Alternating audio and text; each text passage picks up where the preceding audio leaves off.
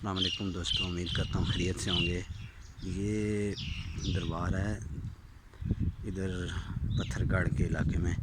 ये कुछ बीबियाँ थीं जिनको सिखों ने घेर लिया था, तो इन्होंने अल्लाह ताला से दुआ की थी कि हमें यहाँ जगह दे ज़मीन में और हम नीचे चले जाएं। तो इधर इनको जगह मिली और ये ज़मीन में चली गई। तो ये मैं आपको इनका डेटा कैप्चर कर रहा हूँ।